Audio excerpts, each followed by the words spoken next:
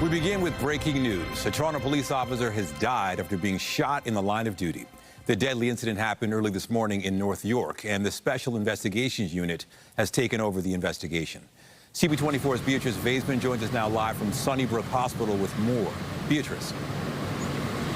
Nathan, just absolute shock and grief here at Sunnybrook Hospital, and really rippling through the entire Toronto Police Service, along with police services right across the province. 43-year-old Constable Marc Pinizzotto, serving in the Toronto Police Service for 18 years, 5 of them as part of the emergency task force, lost his life when he was murdered on the job this morning while executing a search warrant just before 6 o'clock this morning. You know, I've made my rounds around Sunnybrook Hospital, talking to many officers who, I've gotten to know over the years through my reporting, and all of them tell me this is the kind of day that you hope never happens. Each officer knows when they leave the house, especially those in uniform on the front lines, when they leave the house every day, they hope that they return home to their family at the end of their shift. And unfortunately and tragically, the family of Constable Marc Pinizzotto did not get to see him return home from his shift.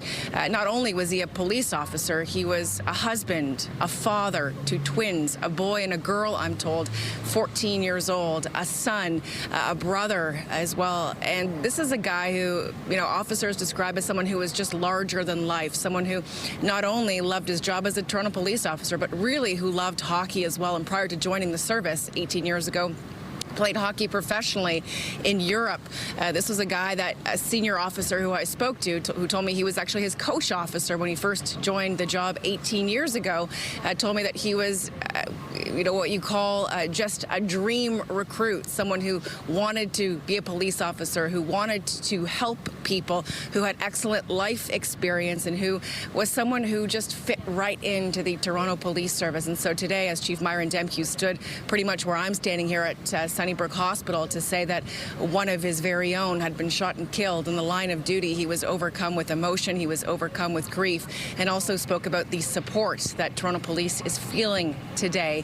And this was a situation where these officers were executing multiple search warrants across the city related to shootings, including a shooting at the U.S. Consulate on University Avenue that now happened several months ago. But here's a bit of what we heard from Chief Myron Demkew and from Toronto's mayor as well, Olivia Chow. No words can capture the impact on Marc's family, who expected him to come home today. We as a service will support them and each other. It goes without saying that this is devastating news for Marc's colleagues at the ETF unit, many of whom have been here throughout this morning. We are doing everything we can to support them at this difficult time. I happen to know the mom very well for 20+ years. Their grief is shared across this entire city. Police officers go to work every day knowing the risk, putting themselves in harm's way to protect others. And today is a devastating reminder of that sacrifice. And so, Nathan, it was, 24 hours ago that I was at the Chief Coroner's office in North York as Chief Myron Demkew's senior members of Toronto Police Service Command were there to salute the body of an OPP officer as it was arriving to the coroner's office after that OPP officer lost his life in the line of duty. And now here we are, not even 24 hours later, and a Toronto police officer, one of their own, has now been killed in the line of duty. I was just speaking with senior officers. I'm told that the motorcade, along with the family of Constable Pinizzotto and his remains, will leave Sunnybrook Hospital at 1 o'clock. So that's in less than an hour now, making their way to that same coroner's office on Morton Shulman Way in North York to be there for 1:30, where again this officer will receive a really emotional salute from his colleagues, from his friends, people who, he got to know over his 18 years of service, and just an outpouring of grief and an outpouring of support and solidarity, certainly from first responders all across the province who will be there to welcome back the body and the remains of Constable Pinizzotto. So we'll be here to capture all that, the sights and sounds, and share that with our viewers as well. Reporting live at Sunnybrook Hospital, I'm Beatrice Vaisman. Back to you. All right, thank you, Beatrice. And there's still a large police presence at the scene near Black Creek and Trethaway Drive as investigators work to determine exactly what happened. And that's where we find CTV's Beth MacDonell, who joins us live now with more on the investigation. Beth. Yes, Nathan, this is the building behind me where Constable Marc Pinizzotto was executing that search warrant with his police colleagues when he was shot and killed. It happened around 5:40 this morning on 15 Martha Eaton Way in North York near Black Creek Drive and Trethaway Drive.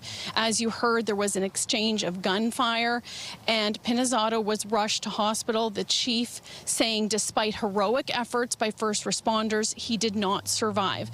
A second person was also injured and the chief says that that person is a suspect and they are now in hospital and in custody. A third suspect connected to the investigation is still out there, 19-year-old Zara Jabi. Executing the search warrant, we are told, is connected to several shootings, including the one earlier this year at the U.S. consulate.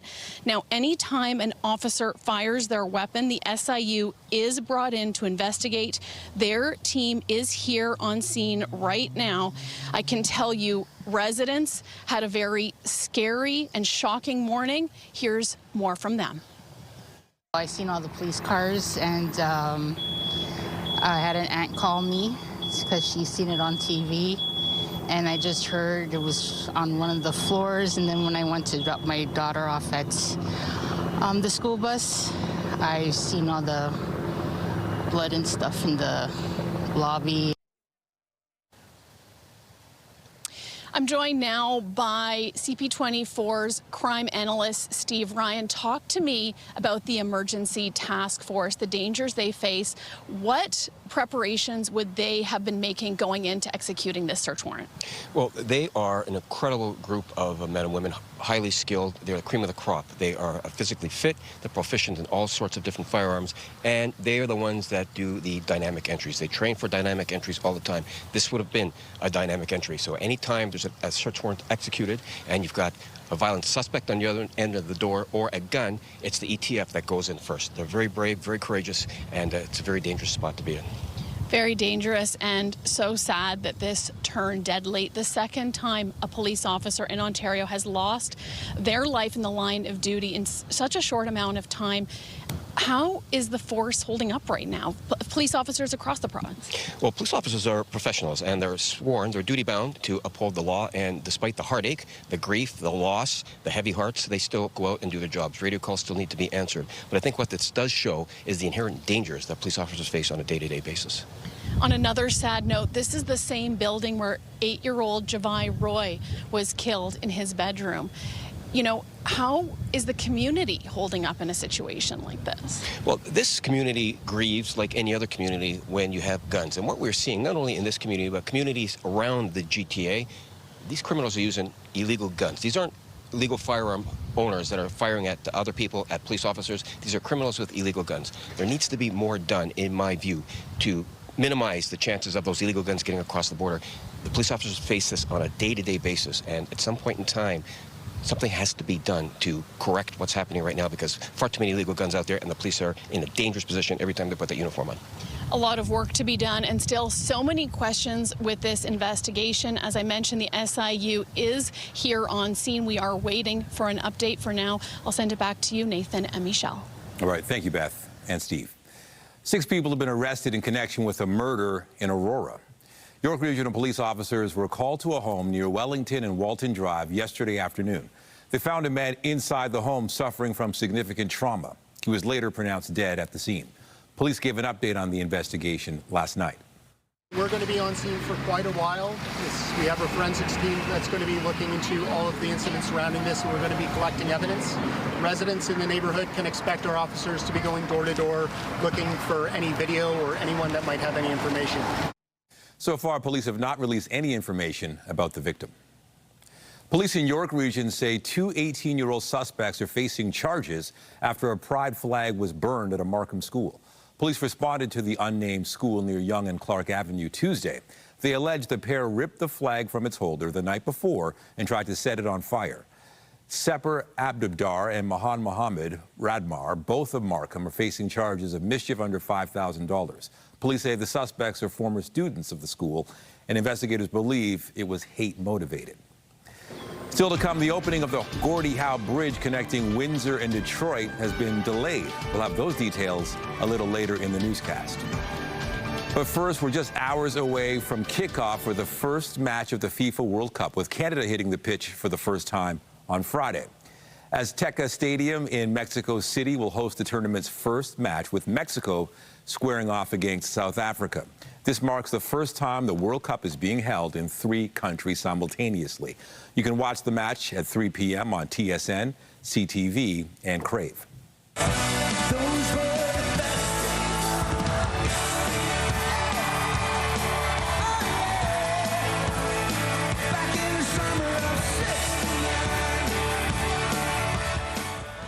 And Bryan Adams headlined a kickoff concert at Fort York last night. It was part of a trio of concerts to celebrate the start of the World Cup, with performances also being held in Mexico City and Los Angeles. And World Cup festivities will be kicking off in the city today, with the tournament's first match in Canada set for tomorrow. FanFest is in full swing at Fort York and will be for the duration of the tournament. And that's where we find CTV's Mike Walker, who joins us live now with more details on this. Mike, we're almost there. We sure are. In less than 20 minutes, the gates here to FIFA Fan Festival will open. About 20,000 people expected to attend today. I'll give you a look at where we're at right now. This is the main stage. Sound checks were just wrapped up, including hip-hop artist Wyclef Jean. Above the stage is one of several large screens here at FanFest where they will be showcasing the matchups, including the opener this afternoon between Mexico and South Africa. We've been speaking with people who are lined up outside FanFest, ready to attend, including one couple who drove from Detroit early this morning. They left their house at 4 a.m., they tell me, to be here after scoring tickets at the last minute for FanFest to cheer on Mexico. You will also hear from a husband and wife who own a seafood restaurant back in New Brunswick. They are one of the 30-plus food vendors here, and for them, this is a whole new experience.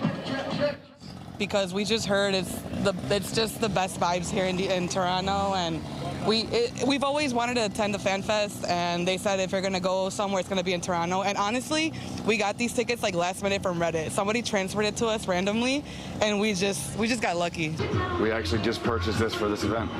Really? Yeah. So we have a restaurant back in New Brunswick, and we have a wholesale seafood business besides that back there as well. So we wanted to start bringing our culinary experience, mostly hers, out here.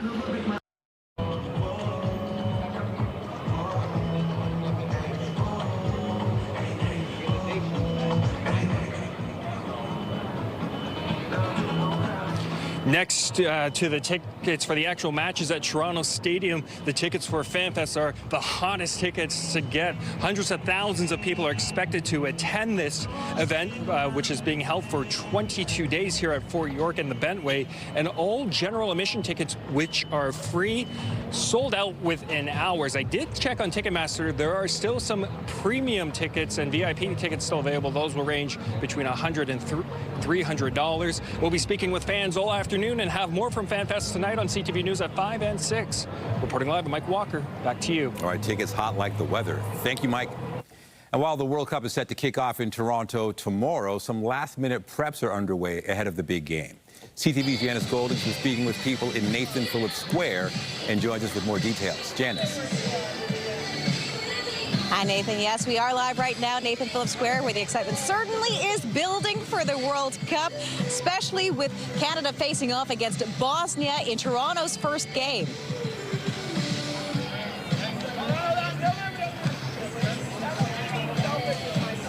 In fact, we caught up with a Bosnian tour group making its way through to Nathan Phillips Square this morning, with people checking out the iconic Toronto sign and other sites. Of course, there's already a lot of buzz here, with soccer pitches having taken over the ice rink, and a lineup has formed in front of the countdown clock. Nathan Phillips Square is an official FIFA World Cup celebration zone and will feature free broadcasts of matches throughout the tournament, including a live broadcast this afternoon.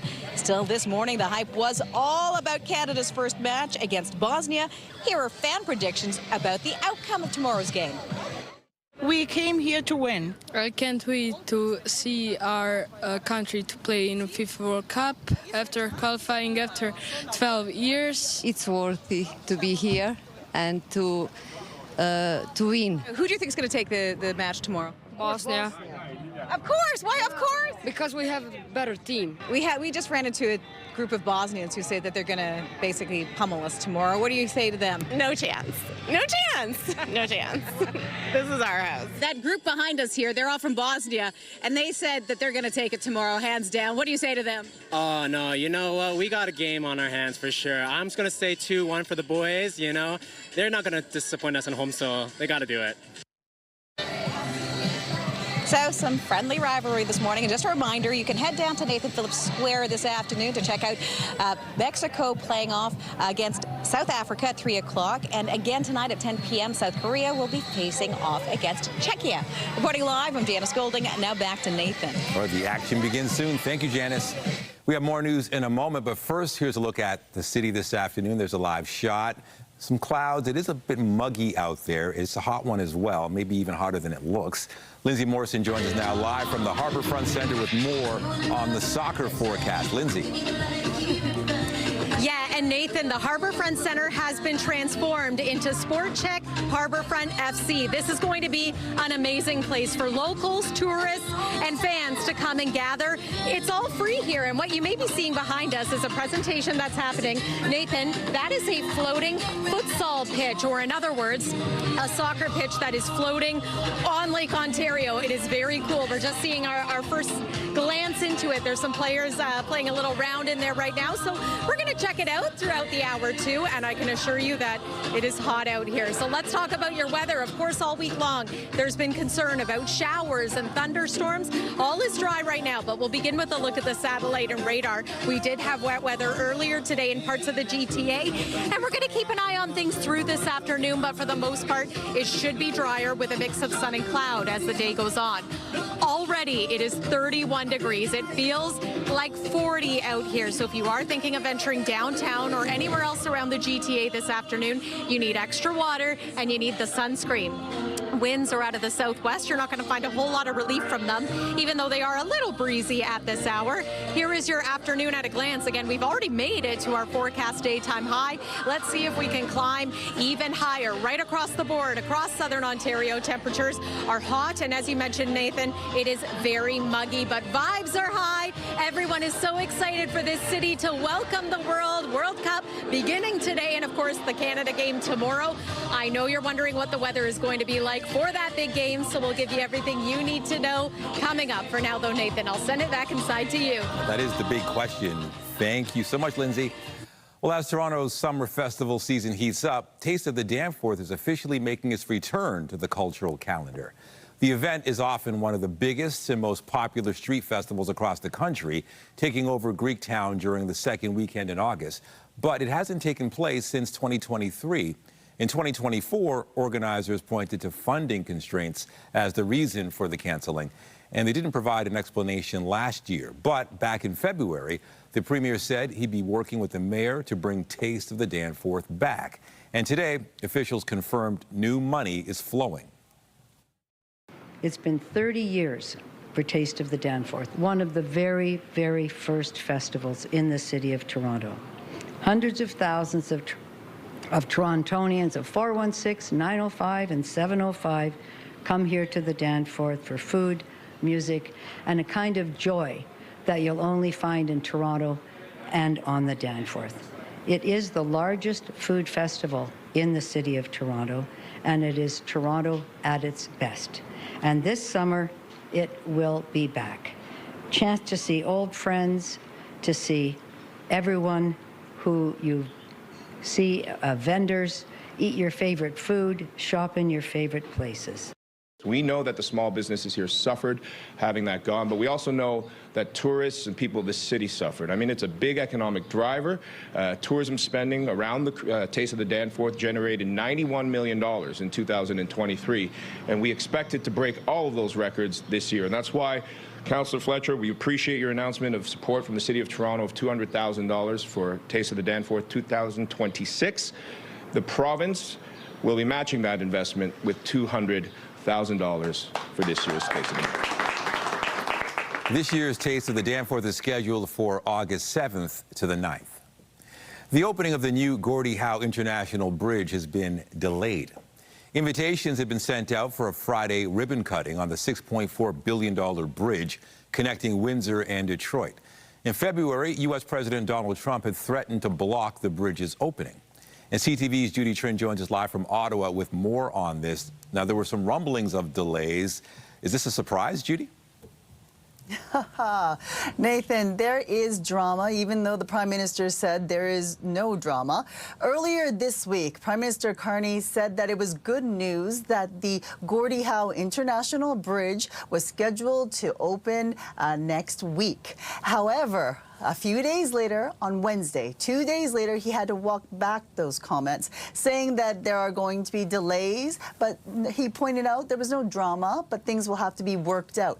Today, we get an official statement from the CEO of the Gordie Howe International Bridge. Chuck Andery said that Canada and the United States have agreed to delay the opening of the bridge, taking the necessary time to resolve any outstanding issues. We appreciate the efforts of the workers on both sides of the border to get the bridge to its current state of readiness. Now, Nathan, what we can read into that is that everything about the bridge is ready. The workers are set to go. The structure has been tested and is considered safe, and cars can go across, trucks can go across. However, there are political issues behind the scenes that have to be worked out.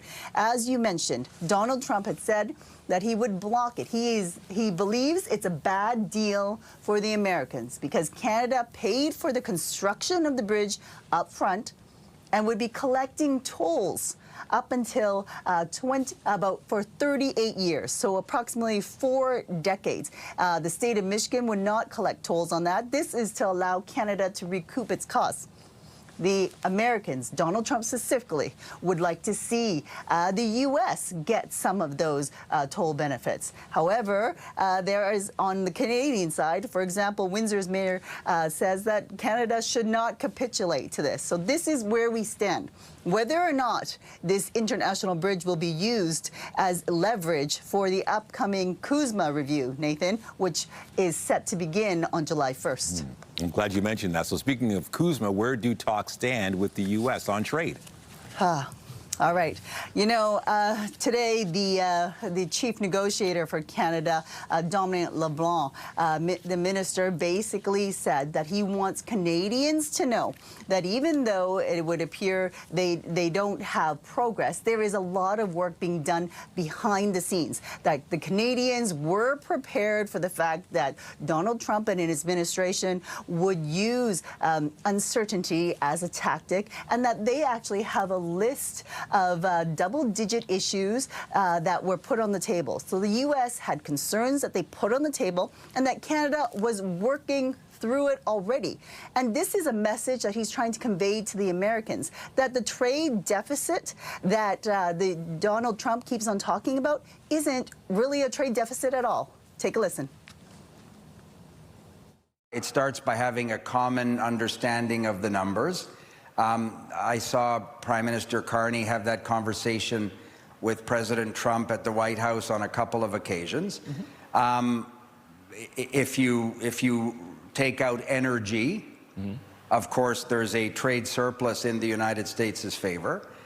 The directional change over the last year has been in the United States' favor. So basically, the Canada-U.S. trade relationship, the U.S. has been basically importing less from Canada and exporting more to Canada over the past year. So that message keeps on getting hammered home at these negotiations. But Nathan, after July 1st, you know, what Donald Trump has said is that he isn't interested in renewing it. So what we are expecting, according to Dominic LeBlanc, is that you are going to see these bilateral discussions between Canada and the U.S., Mexico and the U.S. to work out individual Canadian and Mexican issues in hopes that they would be able to preserve the overarching trilateral North American trade agreement. Nathan. All right. A lot is riding on this. Thanks so much, CTV's Judy Trin in Ottawa. You're welcome. Well, Prime Minister Mark Carney will be heading to Europe tonight for visits to Ireland and France, including the G7 summit. The Prime Minister's first stop will be Paris, where he'll meet with French President Emmanuel Macron. Trade, defense, and artificial intelligence are on the agenda. Carney will also be meeting with business leaders. After that, he'll head to Ireland, where the focus will be on deepening cultural ties between the two countries. On Monday, Carney will head to France for the G7 Leaders Summit. The group's expected to work towards agreements on critical minerals and the future of international aid. The company behind the Grok AI chatbot and social media platform X have been found to have violated Canada's privacy law. Given the serious risks for Canadians' fundamental right to privacy and the potential harms, I initiated an investigation on this issue into X Corp and XAI. The investigation has found that X Corp and XAI violated Canada's federal private sector privacy law by launching the Grok AI-powered image generation tool without implementing appropriate safeguards from the outset. This lack of protection allowed users to create and share sexualized deepfakes, largely targeting women and children.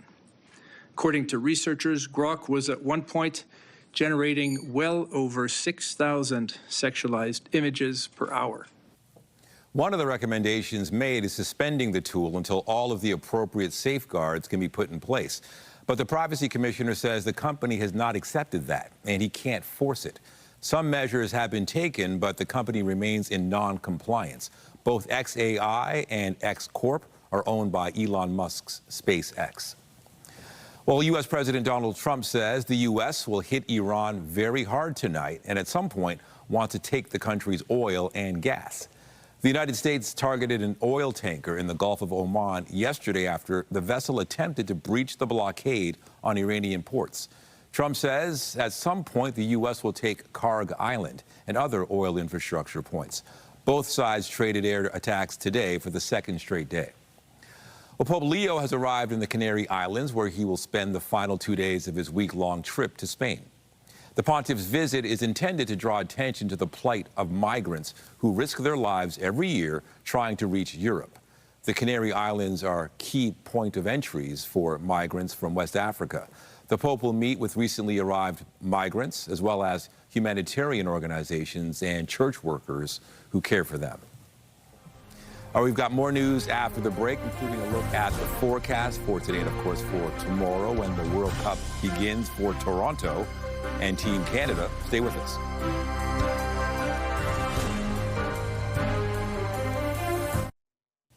Toronto Video Game Month is back with more than 50 events being held across the city, and that includes a soccer-related exhibit at the Royal Ontario Museum. And that's where we find CTV's Jessica Smith, who joins us live with more details. The timing with this is perfect. It is so perfect. And there are games here that I remember from my childhood. You see people walk in saying, oh my gosh, I can't believe part of my history is in a museum. But that is the cool part about this. Because I want to ask you, why partner with this and bring this in at this time? Because obviously we're in the FIFA of it all, but the timing of this is so perfect. And it's 50 years of soccer video games. Yeah, exactly. I think there's just so much excitement around the city, around soccer and sport, and we just love to bring hands-on programming to ROM, and so this is like a great opportunity and a great time for it. And Derek, I want to ask you, because you're part of the mastermind behind all of this, there's such a nostalgia attached to so many of these video games, and there are so many soccer-related games I didn't really understand. Some of them from the earliest video games that the soccer ball is kind of more of a square to the more recent ones. But what is it like seeing people walk in and have that visceral reaction? It's wonderful to see people come in and just reminisce about what they have played before or stuff that they've never seen before, and just to remember that spirit of competition that they remember feeling while they played these games when they were younger. And some of the gaming systems I've never heard of. So talk to me about the earliest ones you guys have and then the more recent ones. Sure. The oldest one that we have playable is the Atari 2600. Which has a beautiful, as you mentioned, square soccer ball on it. But it's a nice, very distilled essence of the game. Like, it's still recognizably soccer, even though it's a very abstract form of it. And Cass, I want to bring it back to you. I mean, the ROM is known for the different interactive exhibitions that you guys have, but why bring this one in? Because I feel like it's for everyone from the young to the young at heart to experience. Totally. It's really a program and an activation for all ages. We're already finding, even though it's just our first day, that kids are really responding to it. And some of these kids, I mean, they've never played these exact games. They're very different from the games that they may be engaging with now, but I think it's a really universal experience engaging with these video games. All right, well, we're going to go and maybe play some games. I remember the Mario... All right, we got to cut Jess off. We got breaking news. The SIU is providing an update on the investigation into the fatal shooting of a Toronto police officer this morning. Let's listen in. Inside of an apartment unit on the 4th floor, there was an interaction. A man discharged his firearm at an officer, resulting in the officer being struck. A second officer returned fire, and the man was struck multiple times. The struck officer and the man were both taken to hospital. The 43-year-old officer succumbed to his injuries. The 19-year-old man remains in hospital in critical condition. At this time, we have 6 investigators and 4 forensic investigators assigned to the case. We are asking anyone who has any information to share that with the SIU. We can be reached at 1-800-787-8529. Can you just, do you have any information on, so they were here to conduct a search warrant, and it's alleged that the person inside the unit shot first. Did police kick in the door, or how did that go down? I don't have any details right now in terms of what transpired. I can simply tell you that officers entered the unit, and one man discharged his firearm at the officer first. How old is the man who remains in hospital? The man is 19 years old.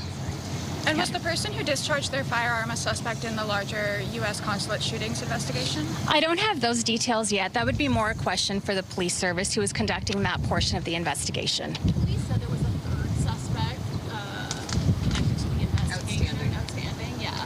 Where were they at the unit as well, and did they take off, or what can you tell us about that? That would also be more of a police question. The SIU's investigation is focused on the interaction that occurred between the men and police that resulted in the man being seriously injured and an officer passing away. So you just used the word multiple search warrants. Can you elaborate on that? Were you looking at multiple units? You would also have to ask the police service that, because it was a police service who was executing those warrants.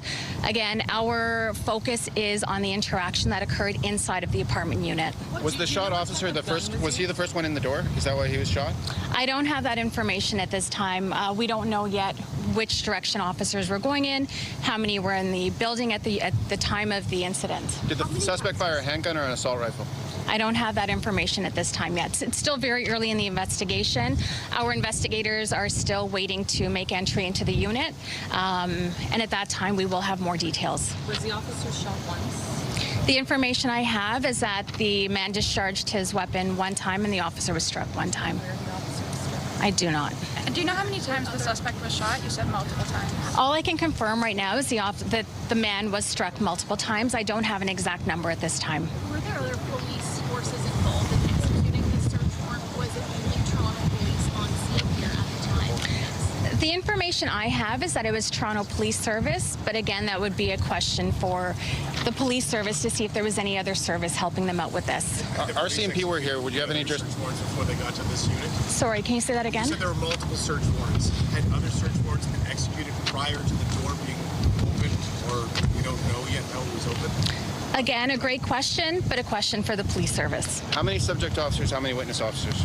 At this time, we have not designated subject officers or witness officers. That is in process. I can tell you that there was one officer who discharged a firearm, resulting in a man being struck. RCMP was here. Is RCMP going to talk to you, or do they have to? I have no knowledge at this point in time on that. We're still in the very early stages, and when we have more information, we'll share that. Sorry, you said multiple search warrants. Was it just one in this building and search warrants at other locations, or multiple at this one building? Again, a question for the police service. What floor did this happen on? It was on the 4th floor, so it was a unit on the 4th floor. Can you talk about the moments immediately after the officer was fired? What happened? How many other officers was Constable Pinizzotto with, and what happened in those immediate moments right after he was shot? I can simply tell you what I know at this early stage, and what I can tell you is that officers entered the unit, and there was a man who discharged his firearm at one of the officers. The officer fell, and then a second officer was behind that officer, and he discharged his firearm multiple times at the man. And what else happened around it, I just don't know yet. It's so early in the investigation. So the officer was shot immediately upon entry. They entered and the shot went off? Well, I don't know where exactly in the apartment unit that happened, whether it happened at the front, whether it happened as they moved forward into the unit. That's what I can confirm at this time. Was it a forced entry? I don't know that yet. Were other people in the unit aside from this suspect who's been taken to hospital? Yeah, my understanding is that there were 4 other people in the unit. And their relationship to the men in connection to the search warrants, still too early for me to confirm anything. Was anybody taken into custody of the 4 besides the shot man? I don't know. But there was only one gun discharged, right? By the shot man? Yes. 19 years old? Correct. Yeah. The suspect, was this person's name on the lease? I don't know. The rent? I don't know yet. You said there are 4 people. Are they relations? Is this a family? Early to say. Was the search warrant related to weapons? So did officers know that people with weapons were inside? Great question again, and a question for the police service, who is in charge of that search warrant. How long do you think this SIU investigation will take? There's immense public interest, but you guys take months. For sure. Great question. The SIU investigation will take as long as it needs to take. Every investigation has its own requirements and procedures. Death cases, shooting cases, which we have both here, can take longer because there is postmortems that need to be done. There is firearm evidence that needs to be analyzed by outside sources. So the important thing is that we conduct a thorough investigation, cross all of our T's, dot all of our I's to make sure that the director can make the best decision possible. All right, the SIU explaining why this investigation might take a while as they speak to the media. They say they don't have a lot of details right now, which is understandable, but they did say a search warrant was executed this morning, and when police entered a home, the SIU says a man shot at an officer first, police returned fire, and a 19-year-old man was shot several times. He's in critical condition in hospital. The SIU, they're asking for the public's help. Now, this is all connected to what happened early this morning in North York near Black Creek and Trethewey. Constable Marc Pinizzotto, 43 years old, served 18 years, including 5 in the ETF, shot and killed in the line of duty. Of course, we'll have more details on CTV News at 5 and 6, and you can get the very latest online as well at ctvnewstoronto.ca. All right, going to switch gears, talk about the forecast and bring in Lindsay Morrison. Lindsay, you know, when you play outdoors with any sport, weather is so important. It could even impact the game. How are the conditions? You know, Nathan, it's been one of those tricky weeks when it comes to the weather. We've had hot weather. We've had the threat of thunderstorms pretty well every day, including today and tomorrow. But right now, the sun is shining. It is scorching, and we are standing on that floating football pitch or soccer pitch, futsal pitch that we were talking about. And check this out. It's actually quite bouncy. This is going to be so fun for anybody coming down to Harbourfront Center, or should we say Sport Check Harbourfront FC. I have Scott Dowding here with Sport Check. You're the president of Sport Check. Tell us about where we're standing right now and what this is. Yeah, so it's a big soccer moment in Canada right now, and we really wanted to give fans in this city something that they could really experience, and we found out we could build a floating futsal pitch, also known as a soccer field that floats on water, and we're down here at the Harbourfront. It's going to be open all weekend. We're going to be here for 6 weeks. We're bringing in a ton of kids through summer classes, summer camps. We're open to the public every day, and we've got a bunch of teams coming down here to play on this and experience and just build the soccer culture in this city. And it's free for anyone to come down and enjoy too. Tell me why it was so special for you to build something like this and unite the city and our country. Yeah, what's really important, we're adjacent to a Canadian Tire Jumpstart legacy soccer field, which we just built down here at the Harbourfront. It's going to be there permanently. We want to build infrastructure in sport for people to get out and play, right? We view that as so important for our society. Making this accessible affordable, making it free. Not everything in the city's been free. We wanted to do it, and we can get so many kids having a good time, and that's good for all of us. I love it. Big kids like me are having fun out here, too. We have to talk about your weather. We'll begin by letting you know that weather is brought to you by the Presler Law Firm Injury Lawyers. You don't pay unless they win. It's a hot day out here today. We're also keeping a close eye on the radar right now. All is pretty clear around the GTA, but that threat of showers and thunder showers is going to continue to be there throughout the day. So it's a day where you need to be weather aware. Looks like the north end of the GTA has a better chance of being clipped this afternoon compared to areas a little further to the south. Heading into today, there's about 3 o'clock. That's what I'm talking about, the perimeter of the GTA. Threat of thunderstorms, chance of showers. Downtown as well, that's possible. And as we make our way through tonight, there's going to be the chance of some thunder showers overnight and into tomorrow morning. But look at your Friday afternoon. This is looking great for Team Canada taking on Bosnia-Herzegovina. It's going to be a great game. Lots of heat, lots of sunshine, and slightly less humid as we make our way through Friday afternoon. Let's skip ahead and take a look at your temperatures. Right now, it is hot. It already feels like 40 out here. It's going to continue to feel that hot as we make our way through the rest of the afternoon. Daytime highs scorching today. This is likely the hottest day of our week. Overnight tonight, we drop to a not so low low of 21. Let's take you on a journey tomorrow of what you can expect across our province. Temperatures are going to be warm once again and humid, but perhaps not quite as oppressively so compared to today.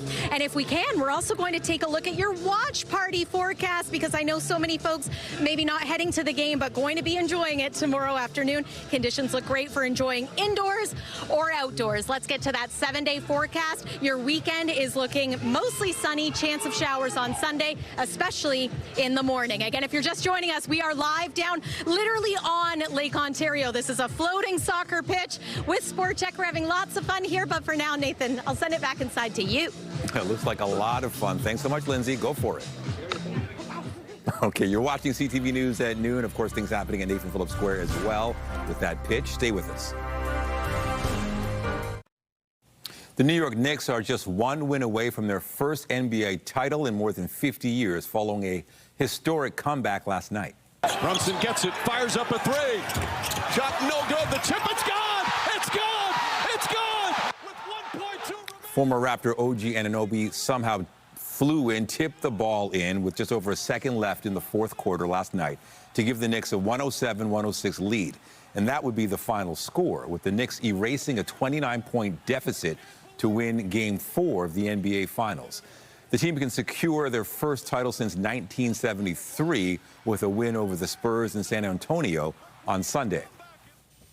Still to come, Air Transat's parent company is reporting a major loss last quarter. We'll have those details when we come back.